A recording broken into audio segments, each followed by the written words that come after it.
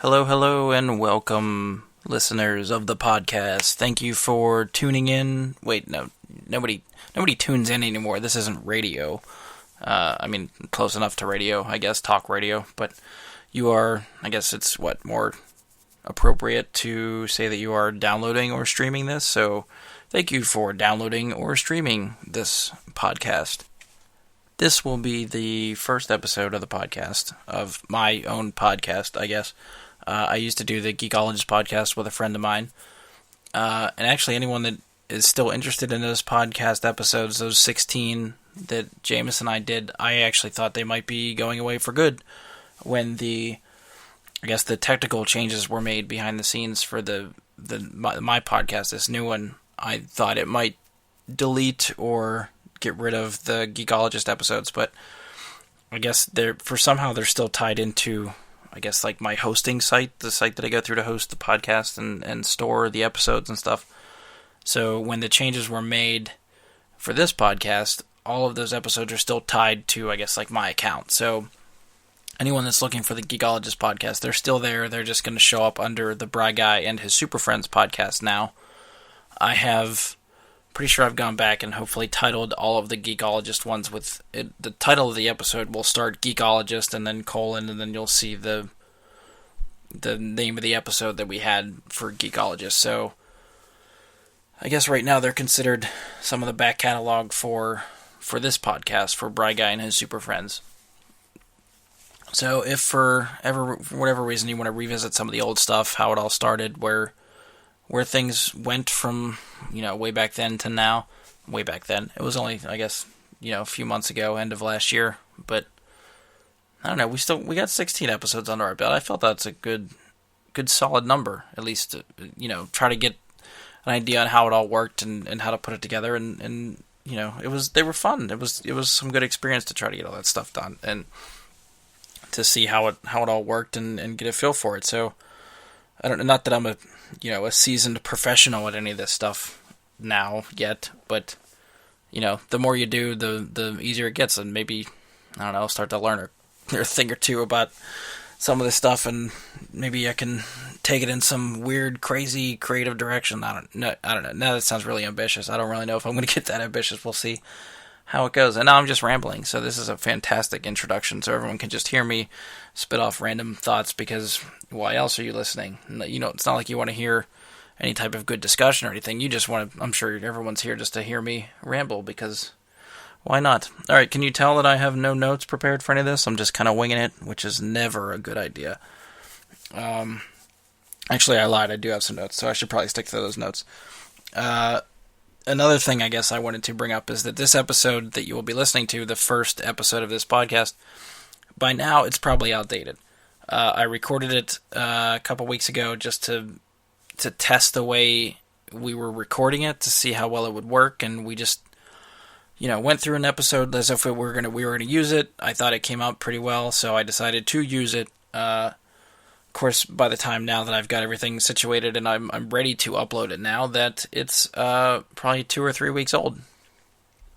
I guess as far as topics, we cover the latest Age of Ultron trailer, which would be trailer number 3, for those of you keeping count. And at the time, the Power Rangers short film that was burning up the internet was hot topic. So we covered that, and then I think maybe a couple days before we recorded, there was word that Neil Blomkamp was going to do another Alien film. So all that kind of hit around the same time, within probably a week of each other, and right around the time we were ready to record. So that was kind of what we threw around for our topics of discussion to see where it went. So by now, I'm sure it's probably old news for a lot of you, but if you want to hear what we thought of the news at the time, you can check out this episode. What else did I want to cover? Oh, and I guess for this podcast anyway, I've decided, or at least I found a different intro, outro song that I kind of want to use, just because I like it as a song. I don't know whether I'll stick with it for the whole show. We'll see if I find something else. Maybe I'll change it eventually if something else tickles my fancy, I guess, if you want to say. but for right now, I'm kind of digging it. I pulled it off of, for any, I guess, video game nerds out there, some of you might know of Overclocked Remix, which is ocremix.org. They put up a bunch of free Nintendo, Super Nintendo, Sega Genesis, N64. They're, the music from the video games. People put up remixes that they've created on the site, and they're all free to download. You can check them out at your leisure. The one I'm using, if you like it and want to check it out, it is called Tears of Blood by Joshua Morse. And now it sounds like I'm plugging this stuff for him, like we're tight or something. I don't know this dude, but the music was pretty awesome. I thought it was cool, so I'm gonna use it for now, and because it's pretty sweet. Hopefully you enjoy it, and if you do, check out the website. The Overclocked Remix is pretty cool for any of you, the video game nerds out there. If you like all that music, I love all that old school MIDI type music for the games that I used to play. I don't know why. Maybe it's just nostalgic. The nostalgic side of me really digs that kind of stuff because it reminds me of all those old games and stuff. But some of that music just sticks with you. So really, I guess that's all I have to intro with right now. I mean, the only bullet points I wanted to cover was sort of our topics and let you know that this episode itself is old. So don't yell at us for being not on top of current events and the topical nature of things. Hopefully I can keep up with some of that stuff. Of course, the other thing I was thinking too, as far as the podcast is I will probably do some of the topical stuff and geek news and stuff that I find interesting, probably on a fairly regular basis. But I'm sure I will go back and my at least plan, I guess, is to talk about some of the stuff that isn't always geek related, and even maybe go through some older stuff, not necessarily topical new things, but for some reason me or a guest of mine, if we watch an old TV show or an old movie or that hasn't necessarily just come out, but it's something we want to get to, but we just haven't yet, and we'll just get on and talk about what the hell we thought about the whole thing, because that's where discussions come from, and we'll see how it goes. If you listen to the last episode that I put up, which was my little update between Geekologist and this podcast, to give people a heads up, but have it, I guess, a rough outline of where I want the show to go and how I want it to do, but where it actually goes and how it evolves, I'm still just kind of playing it by ear, and we're going to see, I don't know, what it does, how it goes. I'm still new to this, I'm still learning. I was even just pretty excited how the last episode, this episode came together and how we made it work. I'm hoping I can do more episodes like this in the future and with more people, because right now it's just me and my buddy testing out a thing, and now it seemed like, now that I know that it works and I can do it this way, well, hopefully I can grab some other people to do it with me this way too, and we'll see. Alright, I'm rambling, because that's kind of what I do when this microphone is flashing its light at me, and I know that it's on, and I see it recording. I just go blah, blah, blah, blah, blah. So, yes, this is the end of my little intro here, so hopefully I will fade into the episode fairly eloquently, and you won't be left with my rambling. Well, you probably will, but okay, I'm losing the eloquent part. Enjoy the first episode of BryGuy His Superfriends.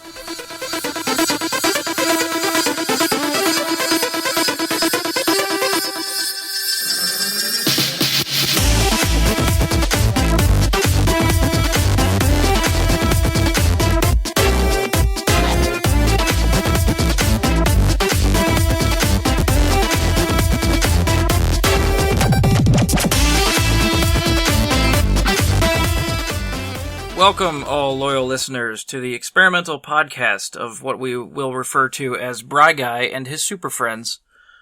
Some of you might be coming over from my previous podcast, the Geekologist podcast. I am your host, Brian Labick, and joining me for this first experimental pilot episode of Brian and His Superfriends is one of my super friends. And you can introduce yourself whenever you are ready. Hey, this is Josh Zorich, everybody. How are you? If you've come over from Geekologist, you might remember Josh from a previous episode of Geekologist. We did the Spider-Man roundtable with him and a couple other friends of mine.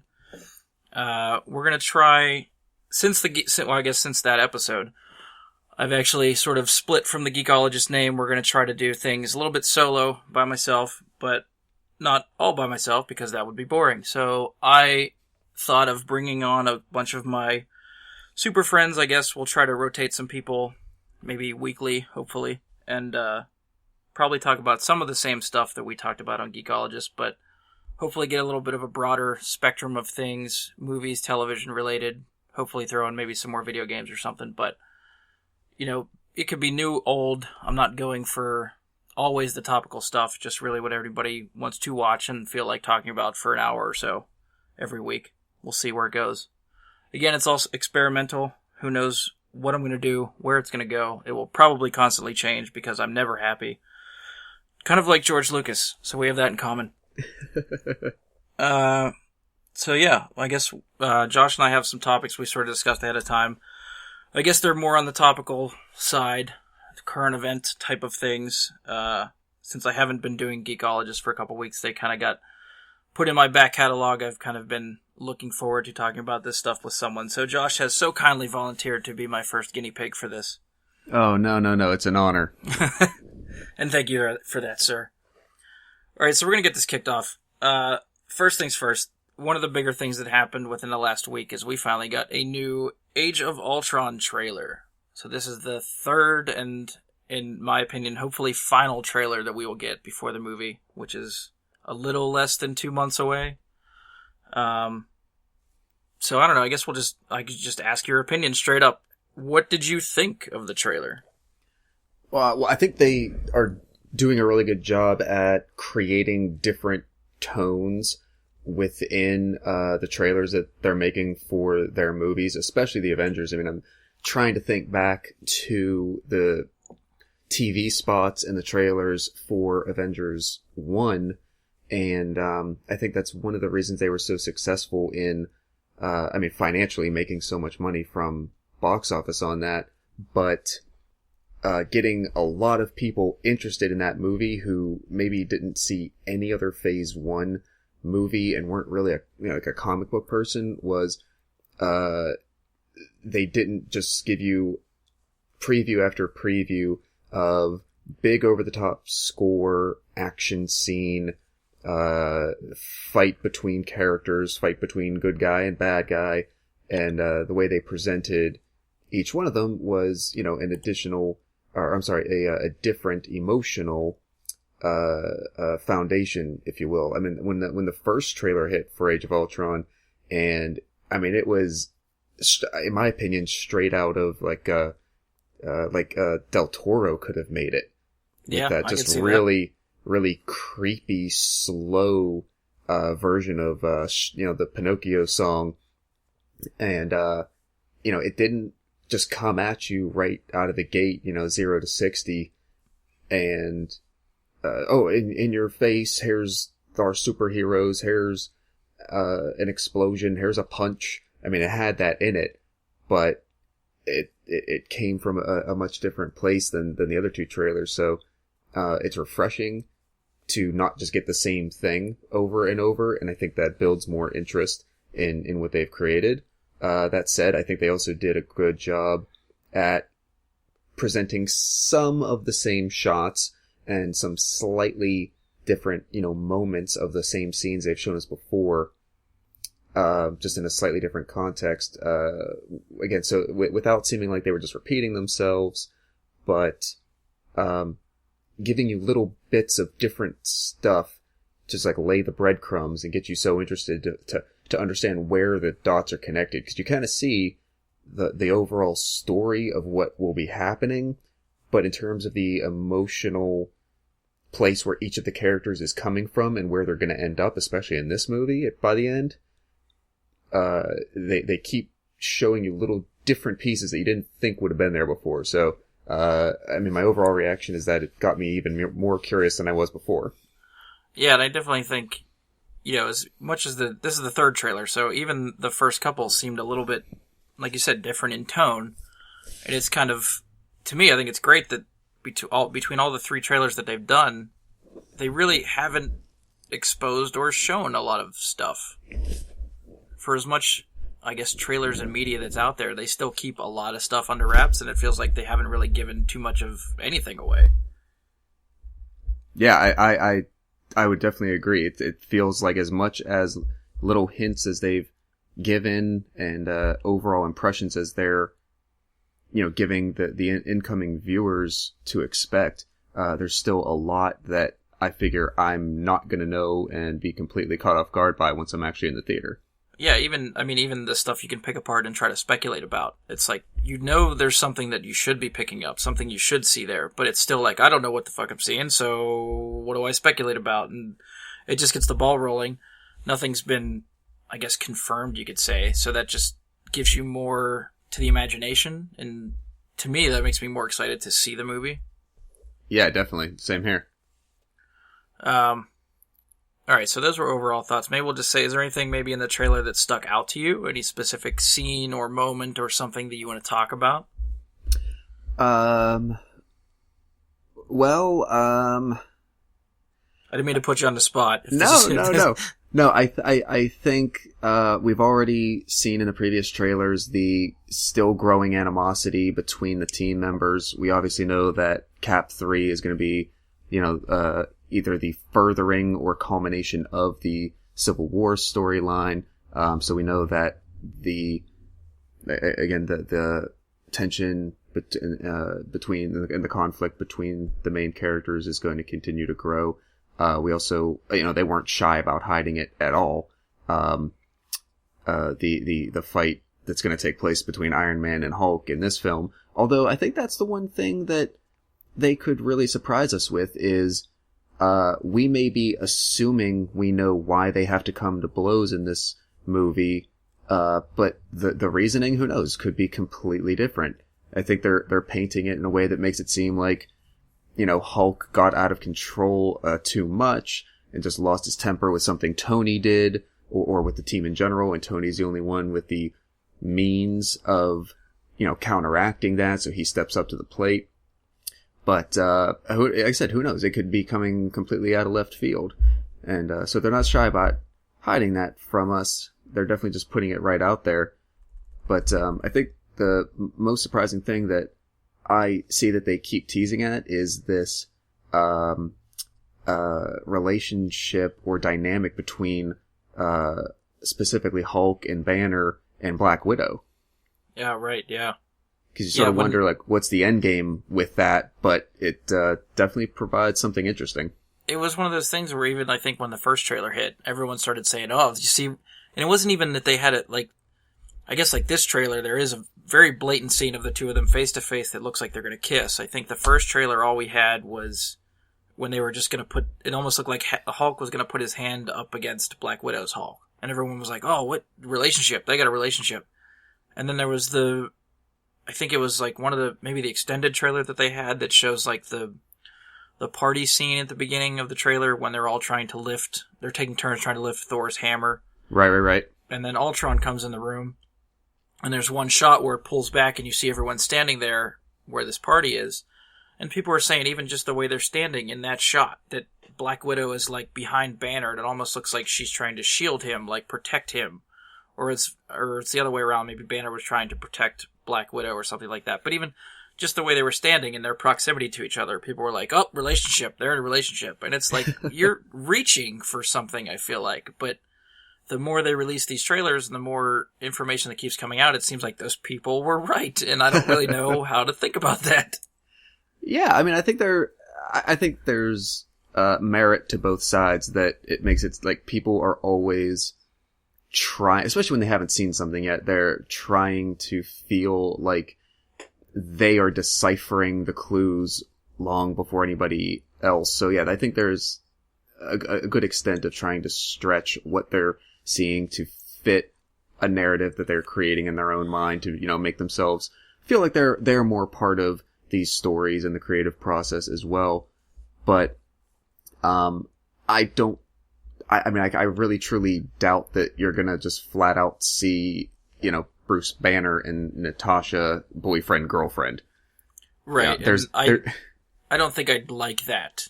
No. Because if they actually do, like, set up this relationship and make this happen, I feel like it's got to be organic in some way. You can't just have them in a relationship just because you need that sort of romantic tension somewhere in a movie. The first Avengers didn't have that, it didn't need it. Right. You had enough other stuff going on to worry about a relationship between two characters that don't even seem like they should have a relationship together. And especially since Joss Whedon is always trying to write strong female characters, I feel like it's not something he would like to do just to throw them in a relationship because they can. Like, I feel like there's got to be a reasoning for that. It's got to work somehow. I can't wrap my brain around how it will or should work. But if they're going that route, I expect a very good explanation as to why it's doing that. Yeah, I think that's a good summation of it, because it just feels like the point of the Avengers in general, and especially Bruce Banner, is that they are so tragic. And they're they're the quintessential tragic heroes. They, for the most part, have to forego happiness in order to be able to, quote, provide the service that they can, play the role that they can. It seems like some of them might be able to exercise that more than others, but especially a character like the Hulk, he's so volatile and he's so unpredictable that the idea of him being able to make a more personal connection with anybody, whether it was supposed to be in a romantic sense or not, and that's why I think the dynamic between, for instance, Bruce Banner and Tony Stark that they've created, they are intellectual equals. Right. They are peers in that sense, so they can make that personal bond in the way that Bruce probably couldn't with Cap or Thor, Nick Fury, the other members. So whether it's romantic in a opposite sex or same sex relationship that they're going to foster, in the films, or it's just person to person, intellectually, personally, that I think that's, if you're going to pick any character to set up anything, quote, romantically with them, and especially one of the other team members, of course you're going to go with Banner. He's the one who is least likely to just naturally find himself in that outcome anyway. So I think they're better off showing that there's the possibility for him to achieve that without it ever actually happening. Yeah, the potential for drama there is very, very good. So, yeah, if they're going to make it with someone, you might as well do it with him, just because you don't know how that, even if the relationship starts well in the beginning, it's going to end badly by the end of the movie. And that's something that maybe people won't like it at first, but it's always good to have that kind of drama in a movie. Keep people on their toes type of thing. Definitely. I'm trying to think if was there anything else that kind of grabbed you? Well, I think I'm on the same page as you with this one. It's so fleeting, you're almost not sure if that's what you saw, but, the point where, Tony finds himself with, Loki's scepter. Right, yeah. A point that you had made to me earlier was, off camera, so to speak, was that, could this possibly be part of a dream sequence involving Scarlet Witch? And that's always definitely possible. I think in any context, the role that the scepter plays is, I think, going to be subtly more important than they may have led us to believe before. I know, again, sort of in previous conversations with you, Brian, you brought up the idea of the Infinity Gauntlet, and that one of the stones in the scepter is separate from the Tesseract, and it's one of the standalone items, that make up the Infinity Gauntlet. Right, I want to say it was Kevin Feige finally confirmed somewhere in an interview, I can't remember how long ago it was definitely after the Avengers movie, that the gem that's in Loki's scepter is supposed to be the Mind Stone. Oh, okay. Which is why the scepter is able to, you touch people with it, they're under mind control. Makes sense. So, and it kind of baffles me, I guess, a little bit, because the end credits button scene for Captain America Winter Soldier, when you see Baron von Strucker has the scepter, he alludes to the scepter as being able to give people powers, I feel like. That was sort of like why he had Quicksilver and Scarlet Witch in the cages. Okay. I feel like he hinted at the fact that they're somehow getting power from the scepter, and that gave these... They've been experimenting on people. It's been killing a lot of people. Their two success stories are Scarlet Witch and Quicksilver.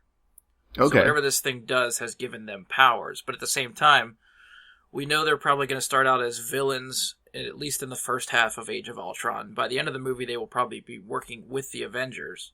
So I don't know if what he was referring to in that button scene was the fact that the scepter gave them powers, or the fact that they had powers and the scepter is letting him control them.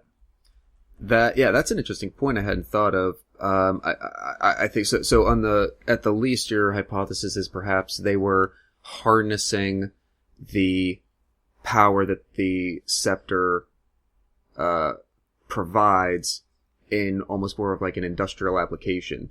Right. Yeah. Okay. They mentioned there were failed experiments, and then they mentioned burying the bodies of the dead. Right. And then something I hadn't thought about that you just said actually would be interesting is the excuse for the fact that they have these powers just simply a side effect or consequence of this experimentation, which actually would provide a nice backstory to get around the fact that they can't call them mutants. Right, yeah. Yeah, because I think a lot of people were thinking they were going to go with the Inhuman route, now that the Inhumans have, I guess, made their appearance in the Marvel Universe, but they still, even in that button scene, they didn't refer to them as Inhumans, and I don't know if they're going to keep referring to Inhumans in the Marvel Universe as the Miracles, as he calls Quicksilver and Scarlet Witch, or if they're going to refer to them as a different name, or, it's weird, because you're so used to being them referred to as mutants, like, how else are you going to define their powers? Are you just going to call them super people? Or something? Right, and that's a good point, because for everyone else on the team, they've given at least I guess in Thor's case, mythological explanation, but a make-believe but scientific basis for why they are the way they are. Right, yeah. From Cap to Bruce, and then Tony is just, Mr. Technology Genius, but explaining why somebody can be as fast and strong as Quicksilver, and then obviously having mind manipulation powers like Scarlet Witch. The origin as to it's got to fit within the believability of the rest of the universe they've created. Because this has to be in my mind, it's really the first characters they have for the MCU, I guess, with superpowers. Yeah, I guess Cap, has his abilities, but it's not really like a superpower. He wasn't exposed by, maybe Banner, I guess, sort of exposed by gamma radiation. I don't know, would you consider that a superpower? Change into a raging Hulk monster? See, that's the interesting thing, again, is that I think they've got to almost keep it in the scientific side effect explanation, like Hulk was, because it can't be technically quote supernatural. Even Thor, they did a good job in explaining he happens to be from a physical place in space and time, and in the course of human history, we came to think or understand him to, be something else, but it's not technically supernatural. Right, yeah. And if they go the route like they, might do with Hulk, where it's the side effect of something else, that would maybe more cleanly fit in with everything else, while not seeming like it's screaming on the surface, nope, they're not mutants. Don't call them mutants. It's definitely not mutants. No, who said mutants? Nobody. I swear I read, maybe it was somebody's idea that they could do this, but when it was told that they were going to be in the movie and they can't mention mutants, they can't mention Magneto, that it was something that maybe Joss Whedon could have a lot of fun with in the script, to the point where even in just dialogue between characters, people could come up to Scarlet Witch and Quicksilver and be like, isn't your dad? And then someone interrupts them. They can't finish that sentence. Don't you guys get your powers because you're so somebody cuts them off. They can't finish that. So it could be this running gag where they're this close to saying it, but they can't because they're not legally allowed to. Right, and so you think they're going to be really tongue-in-cheek about presenting that silliness in this business world. So they'll just kind of give a nod to it, right? While towing the line. I think it would be a very fun thing to have in there. I feel like that might put it more in maybe the campy aspect, and I still think they're trying to take this movie very seriously. Gotcha. Still have fun with it, but very seriously. So I don't know if it would fit with maybe the tone they're trying to go with. Okay. The other thing, actually, I was just kind of thinking of is if for whatever reason Quicksilver and Scarlet Witch turn out to be under mind control from Loki's scepter, do you think they would actually do that in the movie? If, keep in mind, they've done that already in the first Avengers movie. Like sort of repeating what happened to Right, Hawkeye? like Hawkeye was an enemy for 3/4 of that movie. Would they do that again in the sequel? And then just like pop out of it at the end to then come help? I guess it's a good question. It would be... I feel like that'd be like a cop-out. Yeah, exactly. It might be a little too formulaic. I don't know. I mean, I guess they always could go that route, but I don't know. I think it'll just be a surprise. I was sort of... When I first heard they were bringing those characters in, I thought... because at that point it sort of already was known that, Ultron would be the main antagonist, and so you're sort of wondering where are they trying to fit these two in to everything else, both here and ongoing, because you get the impression, like, there's... How many characters have we seen besides maybe some villains in the respective standalone movies that have only been in the story for one chapter? Right. So if you assume we're going to see them again, where are they going to fit in what context? Is this just going to be a one-shot? And if it is just a one-shot, how vital are they going to be? And are they going to make us care that they came and went so quickly? That's true. I never really thought of where they're going to put Quicksilver and Scarlet Witch after Avengers. Would they show up in some other, like, standalone movies? Could they be in Civil War? Are we going to see them, or are they going to save them maybe until Avengers 3? Right. Yeah, I don't know. I don't know how it's necessarily going to turn out, whether they're going to just sort of snap out of control at the end or not. That's going to be a wild card. I think there's one shot, actually, at the end of the trailer when Thor calls out Ultron. Ultron kind of laughs at him and brings a whole bunch of robots at them. There's a top-down shot of all of them fighting, like, back-to-back. In that shot, you can tell Scarlet Witch is fighting alongside the Avengers at the end of the movie. Oh, really?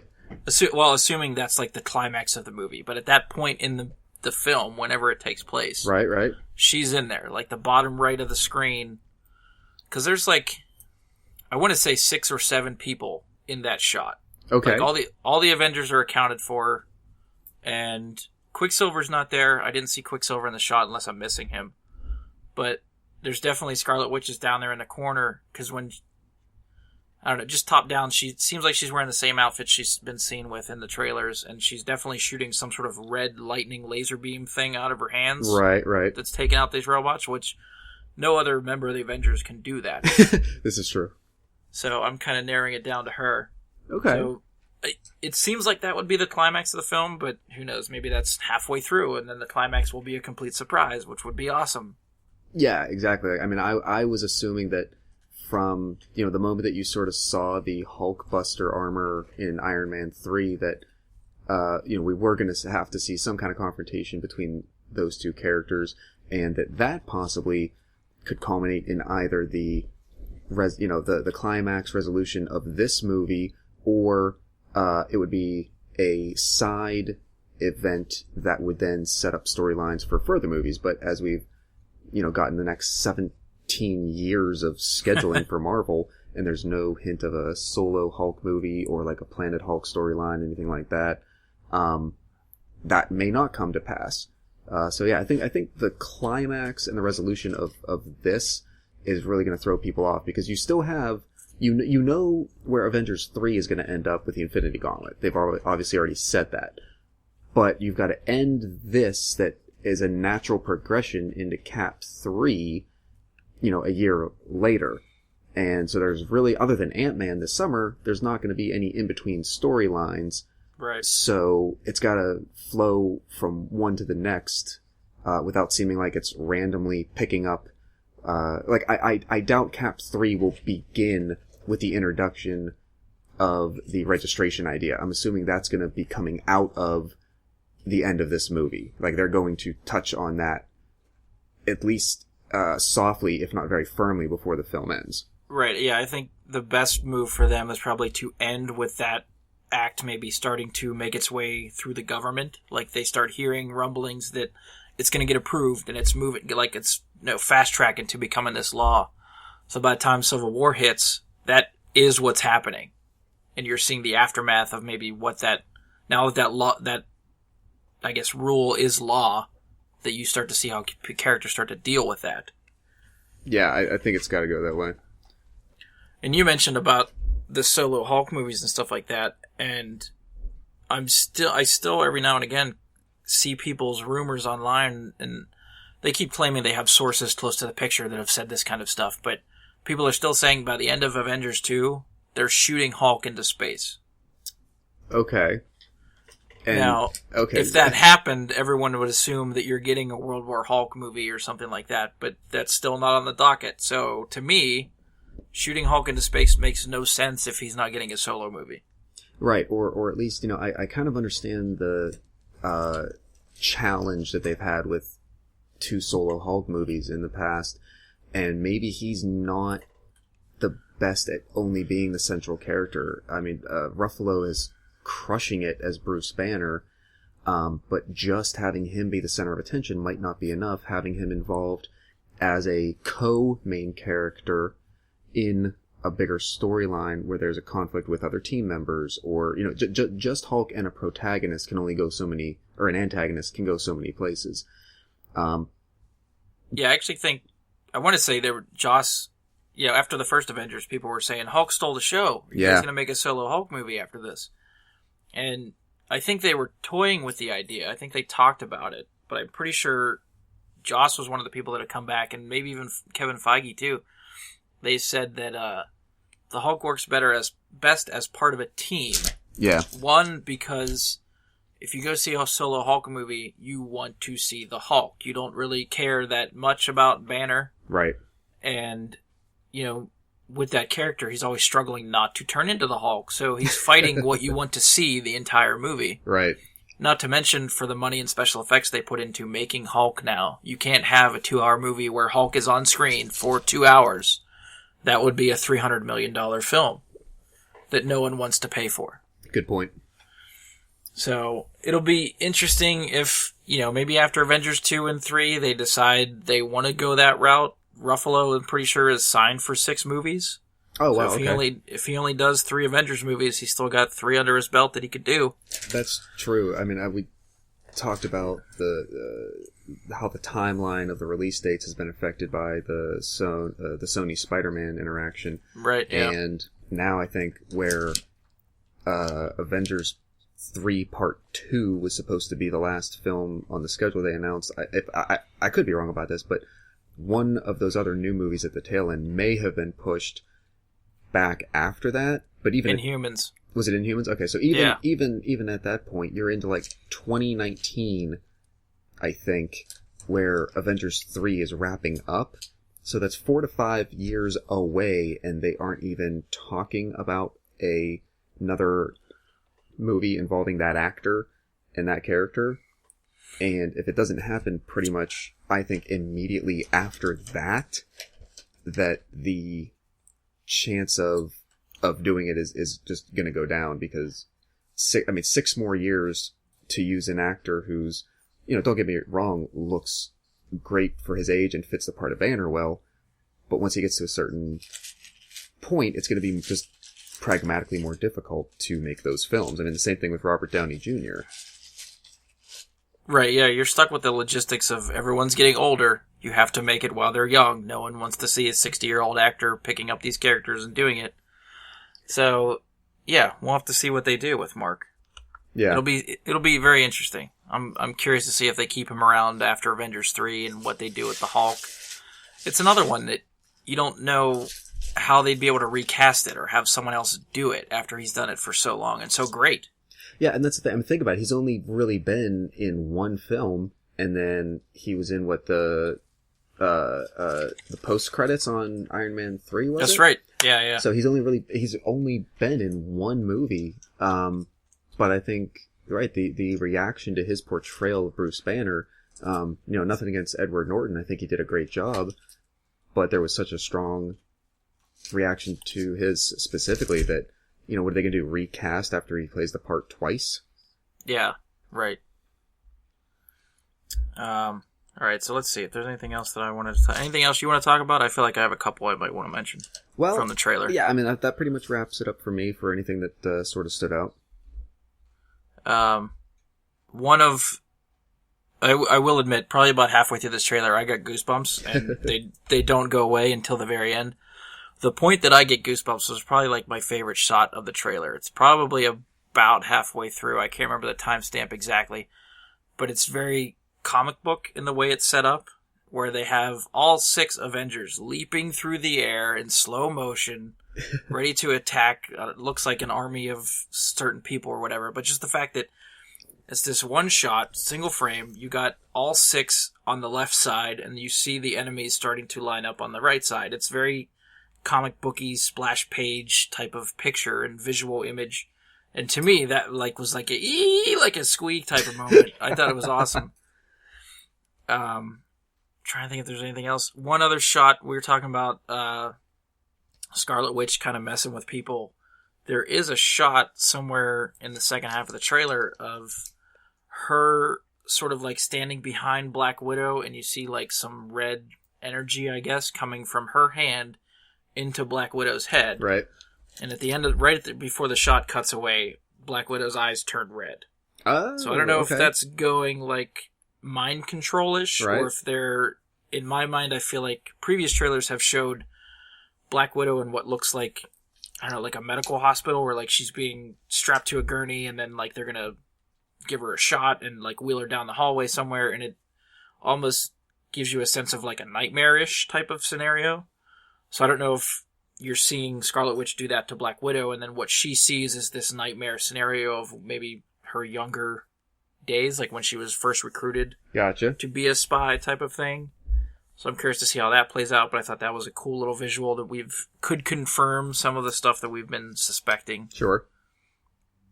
And I think that's probably about it for... Oh, maybe I should ask too. Since I know you've seen Days of Future Past, you've seen that Quicksilver, yep. Who, as much as I hated to admit it at the time, stole the show for that movie. Yeah. Because going into that movie, I thought he looked ridiculous. There was no way, knowing that Quicksilver was going to be in Avengers 2, that he would be as good as he was in Days of Future Past. Okay. Considering what you've seen in Days of Future Past, and considering how you've seen Marvel's take on Quicksilver in just the Avengers trailers, how do you think they're different? Do you like one over the other right now? Well, I guess, yeah, I mean, because it was coming out a year before the Avengers, we saw more of the X-Men version much earlier. And honestly, after seeing X-Men, then when I started seeing promo photos of the Avengers version of Quicksilver, I actually thought it looked way more cartoony than I was otherwise thinking, especially to fit this Avengers world. And I think the reason that Quicksilver also played so well in X-Men was that he was utilized in the way that really shows the extent of his abilities, but didn't make him seem any more powerful necessarily than he really was. He's a guy that can move fast. What else, how else are you going to use that? They're going to have a challenge in this, like the one shot in the trailer of it, them show Quicksilver decking Cap. Right, yeah. They're going to have a harder time selling him as a powerful force to be reckoned with, as opposed to someone who has a stealth skill or a particular tool that could be utilized in certain situations. That's going to be their challenge with this character, because it otherwise seems kind of one-dimensional. It sort of reminds me of the old, Family Guy episode from, seasons 1 or 2, where they all get like mutant abilities, and right. Meg's is that her fingernails grow kind of quick. And they don't even get like Wolverine or Deathstroke, like, you know, they grow maybe like 5 to 6 inches. Right. And they just grow quickly. And that's kind of what I feel Quicksilver is, but that's why I think it played so well in X-Men.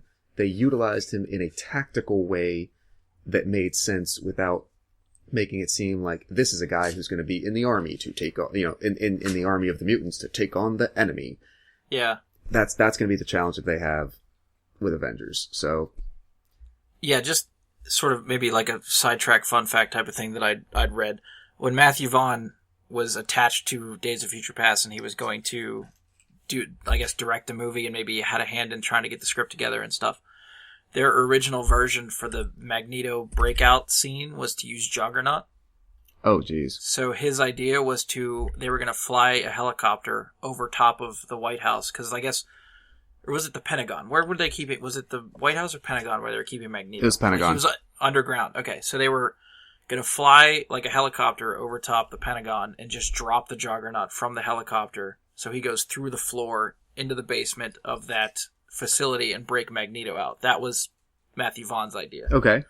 And then they changed it to include Quicksilver, which, as far as I could tell, happened after Joss Whedon had said, we're going to put Quicksilver in our movie. Okay. So I thought that was kind of funny that Fox was like, no, you know what, we're going to do this first before you. But even, I guess, just a comparison between the two, like, the Quicksilver in Days of Future Past, like, they emphasized his super speed to the point where, you know, he's there 1 second, bam, he's gone the next. You don't see him running, he's just there one spot and then he's somewhere else in a second. Correct. Which is cool. Like, I guess showcases his super speed that much better. I think I kind of like what they're doing with Quicksilver, at least from the trailers of Age of Ultron, where you can tell that he's running and he has that like motion blur behind him. Right. Which is more of a special effect type of thing, yeah. But I'm a sucker for special effect type stuff like that.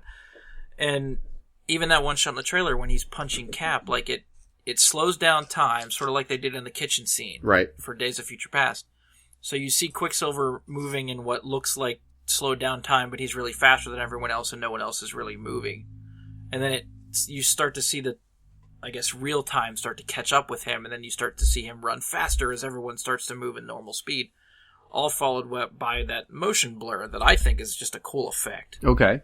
So I'm curious to see how much of that we'll see in the movie, and I guess maybe how they're going to top him out. Like, if you're going to be able to actually be able to see him running and not just like here 1 minute, here the next, and I don't know, almost see him get from point A to point B with that motion blur, or if it's just going to be more like a X-Men Days of Future Past thing where he's here and then he's there and then he's there, and I don't know. Okay. I mean, that could be maybe one way that they differentiate from the other movie is to be able to show him running and have that motion blur and not just here, there, there, there. Right. But then how they're going to have to just make sure that they don't use the slow it down effect so that you can see the detail too much, because if they do it too much, it's just going to become redundant and onerous, because especially in a fight context, they don't want you to just see a quick like a blink of a blur and then, oh look, Cap fell over, because really what happened was he got punched in the face, but you didn't see it. Right. Yeah. So every scene where he's doing a thing, you know, you're going to get slow motion over and over. Right, and you don't want to overuse that either, just to bore the audience with, okay, Quicksilver's on team, we're going in slow motion now. Mm-hmm.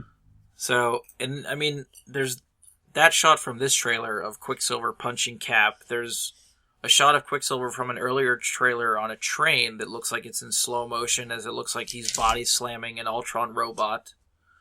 So there's, I mean, at least 2 instances that we've already seen now where it slows down time to be able to see what he's doing and let him, I guess, use his powers in that way, or so we can see him use his powers in that way. Not that he's moving slow, but we need to see what's happening, type of thing. Right.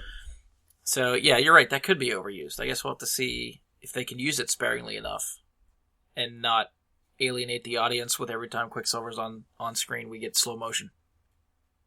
Makes sense to me. I'm trying to think if there's anything... Oh, I guess the last thing maybe we could end on, since it was the last part of the trailer. Yep. We get to see our very, very quick facial reveal, I guess, of the Vision.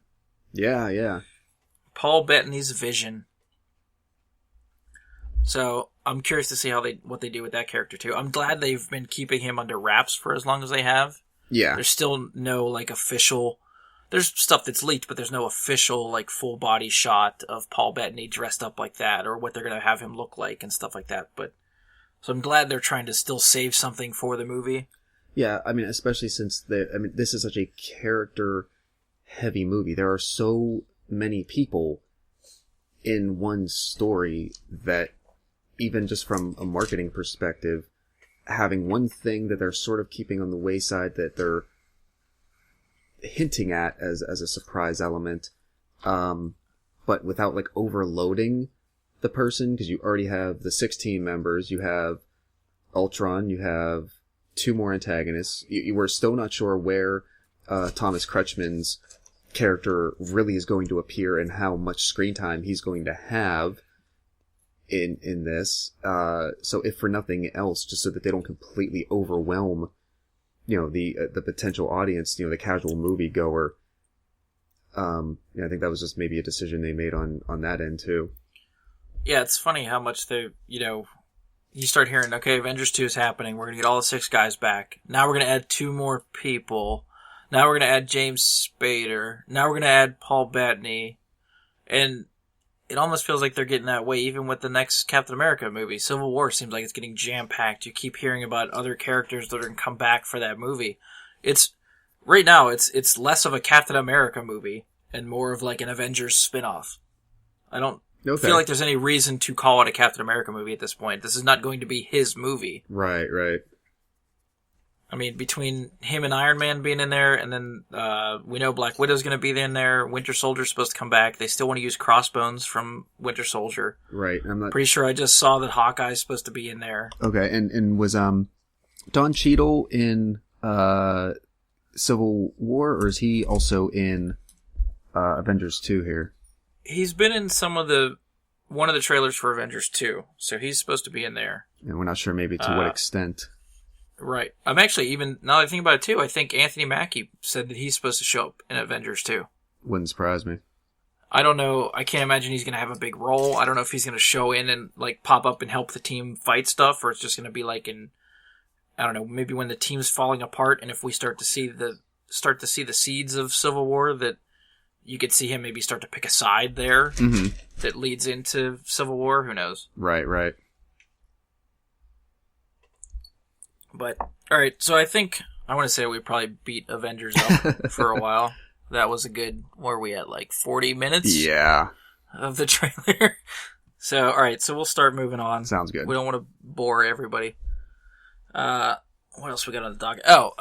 Probably, I don't know, maybe 2 weeks ago now, I guess, is when they did we started hearing about the Power Rangers short film. Right. That got put online and then subsequently took offline, and then 2 days later got put back online, which was a big fiasco. But initial thoughts of that short film, which was a good 10 minutes of an adult Power Rangers take.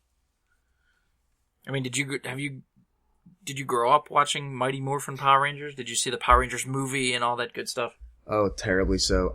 When I was a little kid, I went from, Ninja Turtles in kindergarten and first grade to, once the Power Rangers popped up in third grade, I was sucked in for a few years. And, went and, Mom took me to the movie theater when the first movie came out. And, I mean, after I don't know, whatever the second or third iteration of them was, after they went I don't know, after that first theatrical movie, they went to Ninja Rangers or something. Then there was one after that. But before they went to all the ones that they went to in those years following, Samurai and Power Rangers in Space and there's all kinds of spin-offs for those now. Oh yeah. yeah, I had tapped out long before that. But yeah, I don't think I watched anything other than the Mighty Morphin line of Power Rangers. I never went to like Turbo or whatever else they had. Yeah. The space one you referred to and all that stuff. Yeah, it was probably definitely around the Turbo time that I was out when they started introducing, cars as the Zords, so to speak, and all that. I was like, I'm about 12 going on 13 at this point, and this is a little too much like Transformers for me, which I never was really attracted to as a younger kid. So yeah, I was out by that point. It was the kind of, that age when you're kind of like, well, this isn't cool anymore. Yeah. This isn't cool to watch this anymore. I can't admit that I like this. And that's when we all bailed, and then the next generation took up, and it's still going. Yeah, it is. I mean, my impression of the the fan film was they could make whatever reboot that they're already working on. To from what I understand, they kind of want to make it a little more earnest and a little more mature without necessarily it being explicit or violent. Right. They just want to make it a little more earnest, sort of a la like Batman Begins. Like, assume this was real life. Assume this is not science fiction or fantasy, but this is actually going to happen to where you live, and this other force exists, and it's in the real world. Go.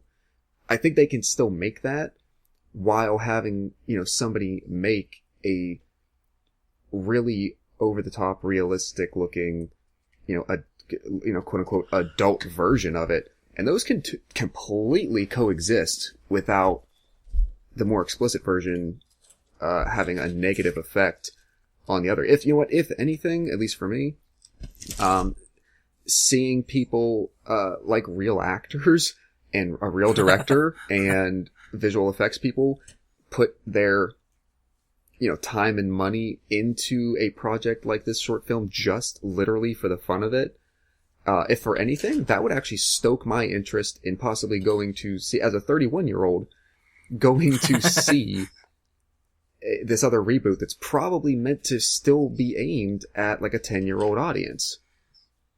Yeah, they definitely, I'm almost positive they want to keep this new reboot, that the movie that they're trying to make, geared towards kids, because that's, I think, what got it this negative, the short film at least, got the short film some negative publicity, because it's, as a franchise, it's still geared towards kids. It's not something that kids would maybe like or understand if they watch that now. It would probably scare the bejesus out of them if they watched the short film. But the thing that people have to remember is that 10 years ago, 15 years ago, when kids then watched it, they're now adults. This is what they want to see for a Power Rangers movie. Yeah. When you start to have fans of the series that are creative enough and in a position where they can make something like this in their free time for fun, you get something of this type of quality. It's almost like to the point now where between like the Star Wars Episode 7 and all the spin-offs that they're going to try to do, these are the creative people behind them now are people that grew up watching Star Wars, that when they saw Star Wars, it affected their lives to the point where they made a career change, maybe even to be involved with filmmaking, to make something like that themselves. They never pictured or even dreamed they'd be able to get Star Wars, and now they have that. Having fans of the franchise making something like that, there's only good things that can come of that. And I feel like that's the same thing with Power Rangers. You could have someone involved that grew up watching the show and really wants to do it justice and bring about a new generation to really fall in love with it the way they did. I think it's nothing but good stuff can come from that. Agreed. So it remains to be seen, I guess, how far, I guess maybe how much of an adult tone this new reboot will take. It's definitely, the short film was definitely the extreme. It takes it to the extreme. Sure.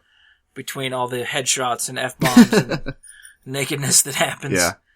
But even for being just, a short film that people do in their free time, even the effects were fantastic. Yeah, they were. That opening shot in the background when you see those Megazords fighting each other. Yeah. I was like, holy shit, this looks like Transformer grade special effects. It did. And some of the like creative liberties they took, whereas I know the one shot specifically, I think it was just right towards the end when Tommy is confronting, who turns out to be Rita in disguise as Kimberly, and he's saying, you're not Kimberly, she died in my arms.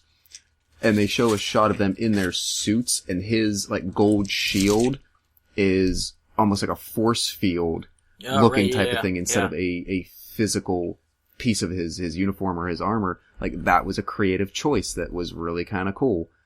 Just the fact that they took it so seriously just to make something fun was really cool. And then, I get where, like, the real studio is coming from in terms of they don't want, this intellectual property to be used in such a way that tarnishes what they're trying to do, because they actually do own the rights.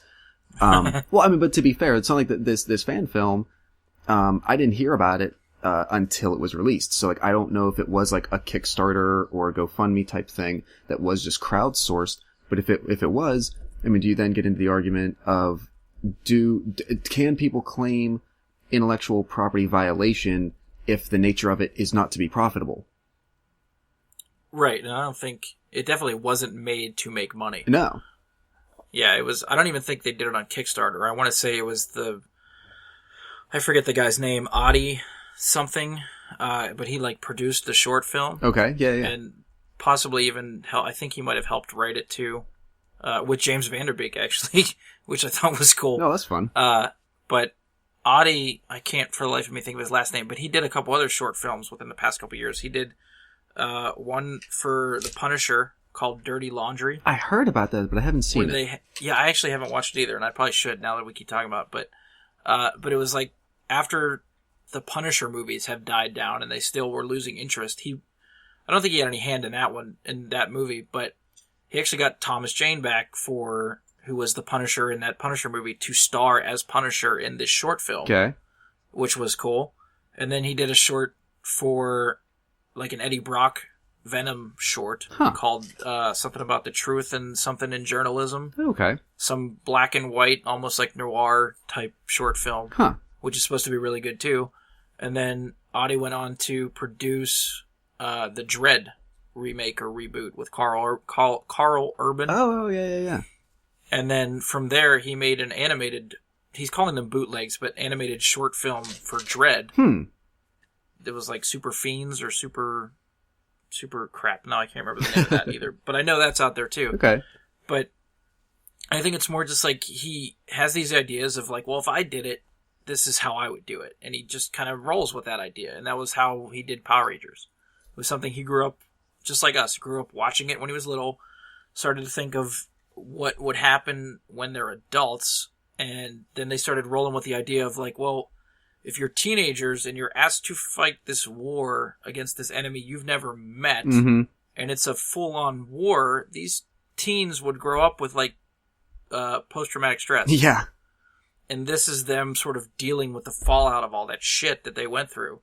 Yeah, if for nothing else, they gave you the backdrop that, things got out of hand and the world is sort of post-apocalyptic at this point anyway. But if for nothing else, that character study of, it was fun when you were 8 years old watching the, quote, teenagers at the juice bar who then get called to action. But, if it was, quote, in the real world, right, how would that affect people's lives afterward? Yeah.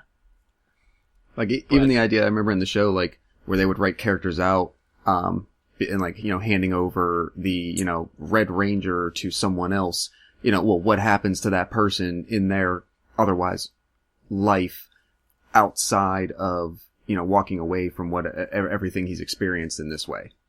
Right. And to tell you the truth, like, I remember people they're changing characters or actors for these roles, but I don't ever remember if they ever addressed why certain people left, like character-wise, why they left the show. If they just wrote them off and expected kids to be like, oh, okay, there's the Red Ranger, but he looks different, but it's still the Red Ranger. Or if people are like, wait a minute, Jason left. Where's Jason? Why is Jason gone? Why are we stuck with Rocky? Yeah, from what I remember for those first couple iterations, there were storyline explanations given, but they were always like really weak.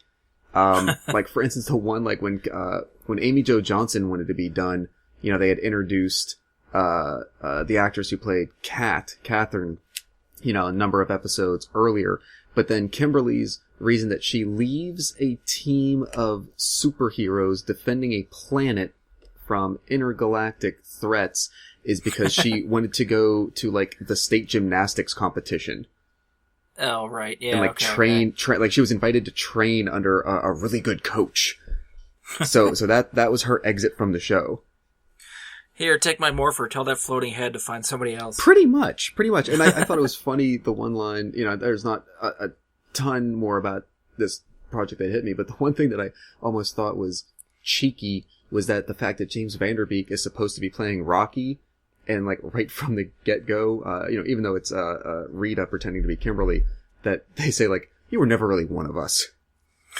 Like, just... No one liked you. We all wanted Jason back. I mean, I feel bad for that actor, but, it's not just a combination of that actor. I think his name's Steve Cardenas, who took over that, but, it's a combination of producers and directors and writers for that character, etc. But he really was just exceptionally weak on that team, especially taking over for the person who had previously been the leader. Right, that's true, yeah. And I thought that was a little tongue-in-cheek. The way they thought, Rocky, no one really liked him. Of course he'd be the one to turn coat. And that was the thing, like, for as out there and left field as this short was, it really, I think, did a good job, at least as far as I can remember, acknowledging the storylines and continuity that came with the Mighty Morphin Power Rangers, and I feel like this would be a logical progression of those stories and where this would end up. Yeah. So that was cool. Yeah. Alright. I think we beat that up for enough, too. Maybe we'll move on. Where else do we want to go with this? Do we want to talk... You want to talk Alien, or should we do... Definitely would love to talk about Alien for just a couple of minutes, because I'm totally infatuated with that director. I'll see anything he ever makes. Yeah, so I guess, Neil Blomkamp... Am I saying his name right? Blomkamp? I think so.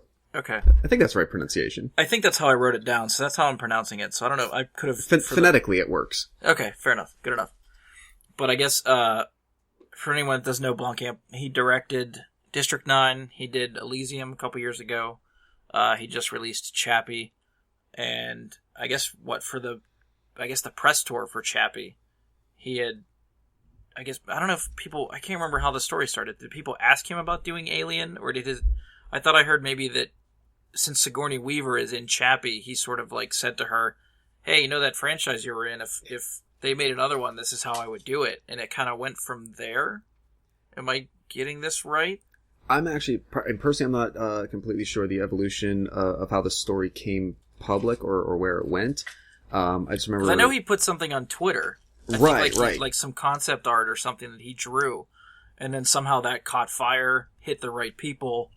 And next thing you know, a couple of days later, they're saying, he's going to make another Alien movie.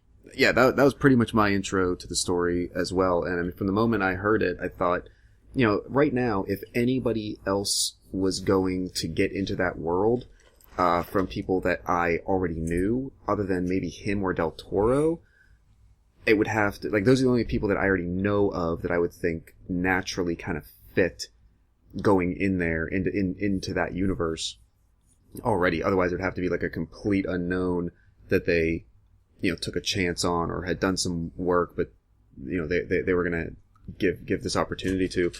But, his approach, that on the one hand, there's no denying that there are elements of how he makes movies, the cinematography, the, production design, the art design. There's, at least between District 9 and Elysium, and from what I, have seen from Chappie so far, it's really easy to quickly see those three next to each other and automatically see the similarities. Not that that's a bad thing, but it's maybe akin to Wes Anderson. Like, you see one element and you're like, oh yeah, that's that guy.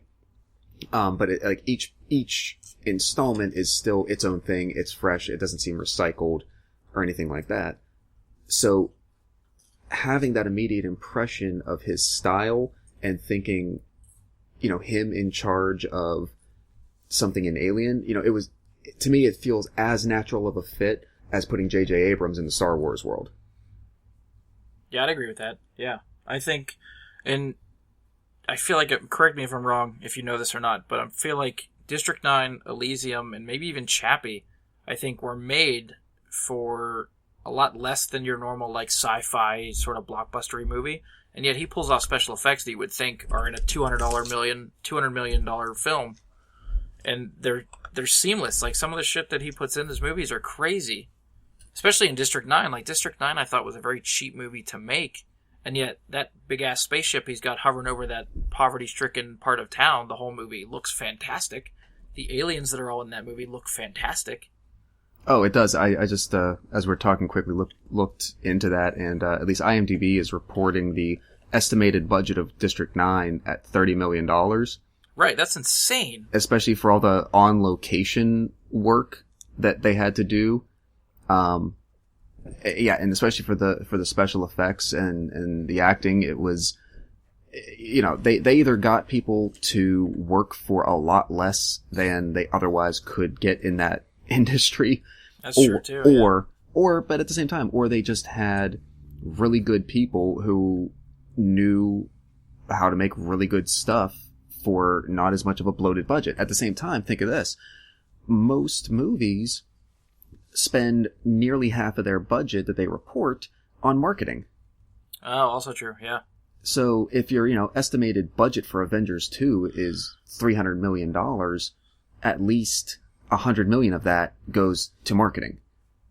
And, that when I first saw stuff for District 9, I thought, okay, modern, very present day, wasn't supposed to be necessarily too distant future. It's like, hey, in the next 10 to 15 years, this might have happened. And it definitely got me interested to get me to the theater. And then once I saw the execution of it, I thought, oh, this is brilliant. And I was waiting for Elysium, from the day that I heard about it. Because yeah, he's able to deliver something original for once.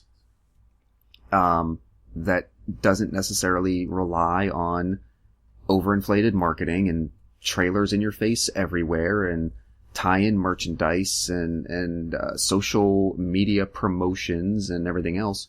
And, those investors probably make their investment back very handily, and he's still turning out quality stuff. And do you still have the IMDb page up for District 9? I do. Did Peter Jackson produce that? Or have some sort of hand in that movie? I feel like he did.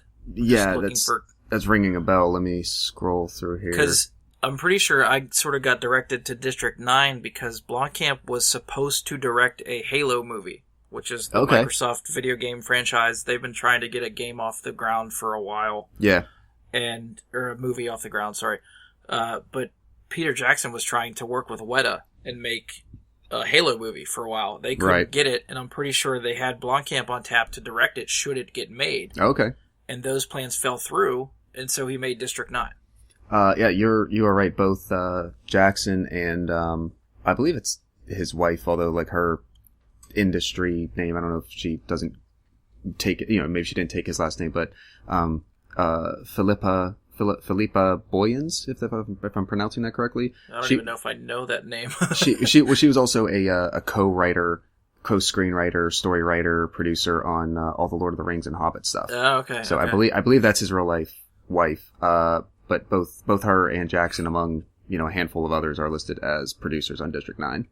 Yeah, so I think it's one of those things where like the Halo plans fell through. They needed something else to do. I would assume that since Blomkamp didn't have anything under his belt before District 9, that I'm sure Jackson was sort of like pushing that to the right people since they couldn't get Halo made.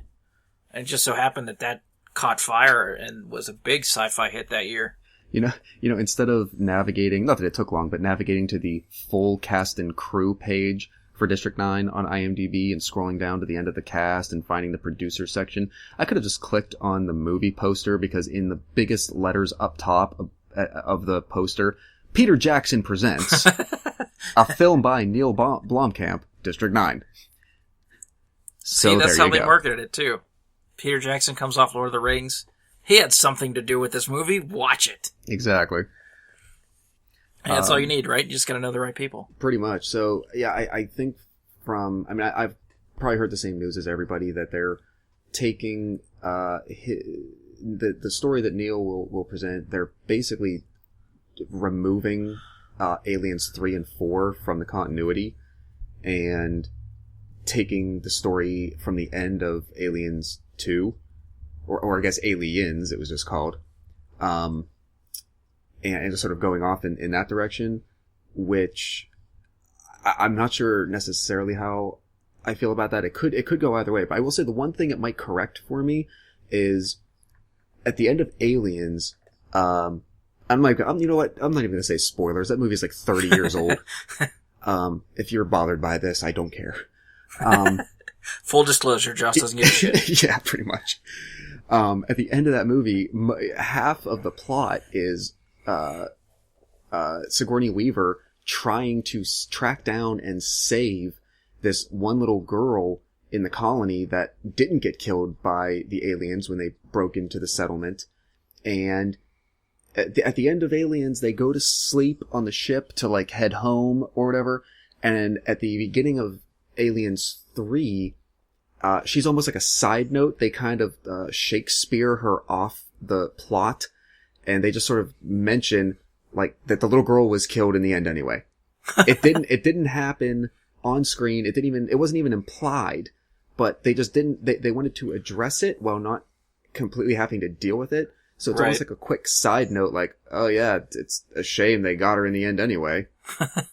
And then, go ahead. Not that it's been a while since I think I've only really seen pieces of the Alien franchise movies, so I'm sort of going off what I read for most of this stuff. But I think like Alien 3, which looking back on it now was directed by David Fincher, who went on to make all these crazy movies after that.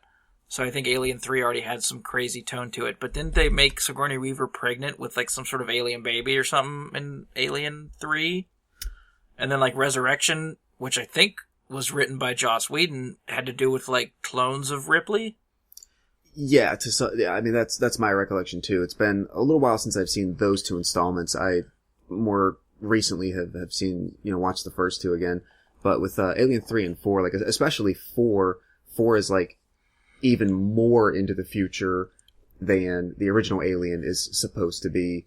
And Ripley is kind of a legend myth almost to like, Winona Ryder's character, like, oh, I kind of heard of you, but there's debate as to whether you were ever real or not. Yeah. Type of thing. Yeah, so maybe it was one of those things where they weren't quite sure how to wrap all that up, and they went in certain directions that they're thinking, well, if we spin off from the end of Aliens now and take it a different way, there's more interesting things we can do. We can maybe open up some possibilities. We can explore some different areas of the characters that those other movies maybe wrote us into a corner, or with Alien Resurrection, the fourth one, it seemed like they were looking for one more bite at the apple, but to still try to like tie up some fates and storylines and come to some resolutions. But this could give them another chance, but it's going to be interesting to see how it ties in with what, Ridley Scott is still working on Prometheus 2. And those are both prequels to the first Alien film. And they're kind of happening simultaneously. Even from what I understand about Prometheus, I don't even think Prometheus, I thought people's complaint was that it didn't really match up very well with the first Alien movie. I guess. That, like, you could see some of the hints of a prequel, but it almost looked like it was its own separate kind of thing, and continuity-wise was a little bit murky. Yeah, but at the same time, I wasn't as bothered by that. I mean, maybe it's because I wasn't, Alien came out 5 years before I was born, so it wasn't like I was 20 years old seeing that and then watching, those 4 movies for the next 30 years. So I wasn't as invested, but I thought it didn't necessarily have to be an origin story of everything. It just needed to be a prequel. What else could have existed before that timeline presented in the first movie happened? And there were certain pieces that then tied into a scene from, maybe the first movie or two that you thought, oh, that's how that thing got there, or that's an explanation of this that we never saw. And to me, that was fine, because a lot of time with prequels, I feel like the Alien vs. Predator movies, it felt like they were trying to sort of do the same thing. They were trying so hard to write scenes that would just slap you in the face as to how they tied into something else. So that you saw how connected they were to something you've seen previously. Right. And it didn't need to necessarily be that. They weren't bad by any means. It just, they were entertaining. But, yeah, Prometheus, I thought it was fun how original they went. They still wrote a separate story. Like I said, rather than just every scene having to be a justification for something you saw in a movie that comes later in the timeline. Right. Maybe I should ask too. I guess if Blomkamp's going to do another Alien movie, would you prefer something in the style of Alien 1? More of a, I guess like a survival horror type thing where there's all these people stuck in a ship with one alien? Or would you rather see all-out action movie carnage of aliens with a whole bunch of them and they have to fight a whole bunch? I wouldn't mind a mixture, actually, because the fun of the first Alien was that the crew, the characters, and you really don't know what you're dealing with yet. They took their time, they were really subtle, it was all brand new, you know, it wasn't like they took an old existing kind of story and made this movie that incorporated something that was generally known about. So you think like some of the suspense will be gone because the audience knows they're seeing an alien movie and now they know what these aliens look like and how they move and what they do, so it's not as exciting? I think it depends on how they handle it. The limitation of the second movie, I feel, was that, like, once they got to the colony, it was, you know, we're confined to a setting. We're confined to a location for all these events, and then it's going to be, you know, one thing after the other, but it was like action, action, action, get to the ship, find a way out, do this, do that. I don't think it needs to be beginning to end action conflict the whole time. So, yeah, I think a combination of the two, and given Blomkamp's style, I think he can definitely pull that off. Yeah, I guess we'll see, because I guess really even all four Alien movies have been a different director, I think, every time. Because the first one was Ridley Scott, the second one was James Cameron, third one was David Fincher, and I can't for the life of me think of who did the fourth one. I'll get you in 2 seconds. You always got my back. Jean-Pierre Jeunet. That's why I don't know who it is, because I don't know who the fuck that is. Last name is Jeunet. Has he done anything since Resurrection? Okay, oddly enough, he did, I don't know if you've seen this, he did Amélie. No, I have not seen that. That is like a French movie with Audrey Tautou, who was in to American audiences she might best be known as the female lead in the Da Vinci Code. Oh, okay. And it's actually kind of like a quirky romantic comedy kind of thing. So the polar opposite of what Alien Resurrection would be.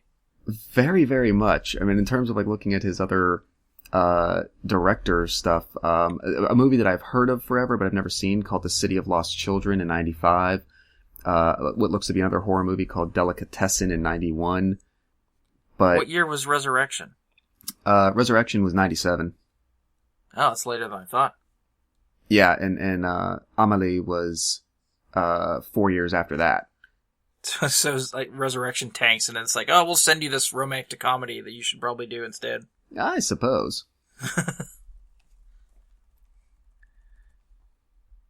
Do we know, I guess, have we heard anything about maybe like when they're supposed to start shooting Alien? I guess like they signed him up, but I don't know how soon they're going to get into production and all that stuff. Yeah, I don't think they've really announced it. My impression is that since I believe Ridley Scott is he's in the middle of Prometheus 2 right now, production. It has he's gotta be. Prometheus 2 has a release date of March of next year. Oh yeah, they gotta be shooting that now. So, which actually, that's gonna be really close. It's March 4th? That's, I think, within like a week or two of, Batman v Superman. Yeah. So, that, they've already gotta be in the middle of that, if not almost, I mean, with the special effects, they might almost be wrapping up. You know, it might be in post-production soon. You would think, because, you know, special effects nowadays, I feel like post-production happens for probably about a year, maybe 9 months now. Yeah, on some of the heavier... movies like that, yeah. Yeah, heavier stuff. Well, let me see. They have a page for... They're listing tentatively just generally 2017 for a release of this Blomkamp Alien picture. Okay. Yeah, I guess I could see that. If they get started soon. Yeah. 2 years for a movie like that, I think, would probably be the minimum that you could do something like that. Yeah, precisely. So I think they're gonna, you know, kind of be taking their time. I mean, who knows how deep they were in story creation and pre-production before any of the announcements or talk went public, but yeah, I'm at least looking forward to it.